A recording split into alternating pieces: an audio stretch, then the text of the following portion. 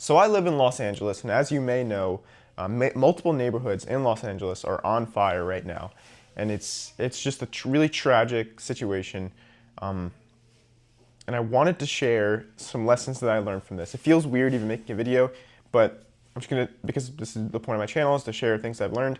Here's the things I learned from this. Number one is to focus on what you can control. Oh, also, by the way, I'm safe. I'm not even in Los Angeles, so completely fine. But the first lesson I learned is focus on what you can control, because you never know what's going to happen. Like, there's so many things that are outside of your control. Like, you couldn't have predicted that the fires would have been this bad, right? But it's not just about that. It's also like in other areas of life. Like, sometimes tragic things happen and you just don't have any control over it and you feel almost helpless. But if you just focus on the things that you can control, that's your best strategy of improving the situation, because those things are under your control. So for me, it's like, okay, making sure my family and friends are safe, whoever was near the fire. It's like making sure that I'm safe, making sure that I'm taking proper precautions, making sure that I'm someone that people can talk to if they need some sort of like just emotional support. Because when tough things like this happen, it's like you just focus on making sure that you're mentally good, and then also making sure that other people can lean on you for support. I think that's a good way to handle tough situations. And everyone deals with tough situations, because like, people pass away, like sometimes people close to you can like pass away, because we all die. But if you really work on yourself enough, then it doesn't affect you. It doesn't make you feel like completely helpless, because you're like, okay, at least I can. It definitely affects you. So let me rephrase that. It will 100% affect you, but you can do what you can to make the situation slightly better. So yeah, that's number one, is to focus on what you can control, because you never know what's going to happen. And if you're constantly worrying about things that are outside of your control, it's not going to be helpful. Maybe it'll be helpful to just to process it, like, so you can vent about it.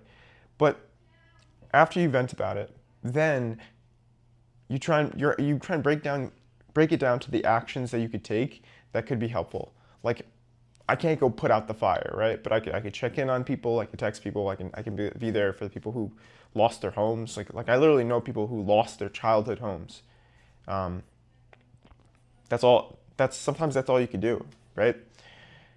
So that's step number one. Focus on what you can control. And lesson number two has been to really value your friendships and relationships, because you never know when you're gonna have to stay on someone's couch. Like, I didn't know I was gonna have to leave my apartment to stay on my friend's to stay at my friend's place, and mainly even because it's just the air quality alone. Like, the air quality in Los Angeles right now is going to be terrible, because these are all old buildings that are releasing all of everything that it's everything in the air. So it's like, you want to just make sure that you have friends you could lean on, because in times like this, you may have to stay at their place.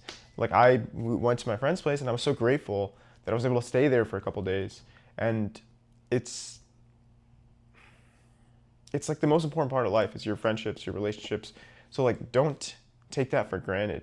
And that's why I talk so much about it on my channel. That's why I talk so much about like meeting new people, making sure the friends around you are supporting you, because it's like having that core group of people that you can just talk to, even just vent to. Like, that's so important.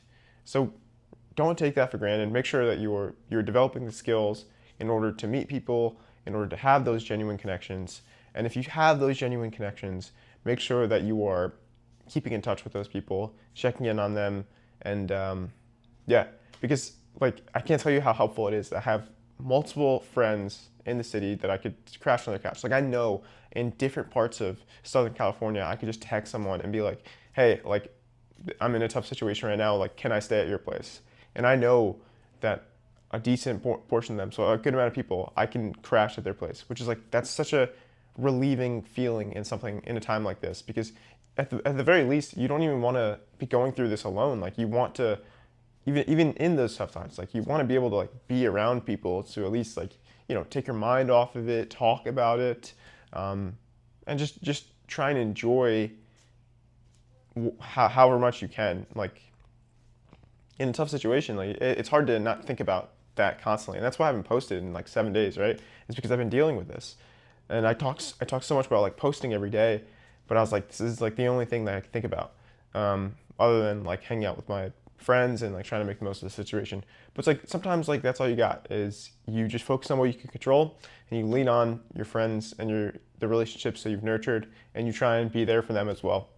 Um, I end every video with life's not easy, but it's worth it.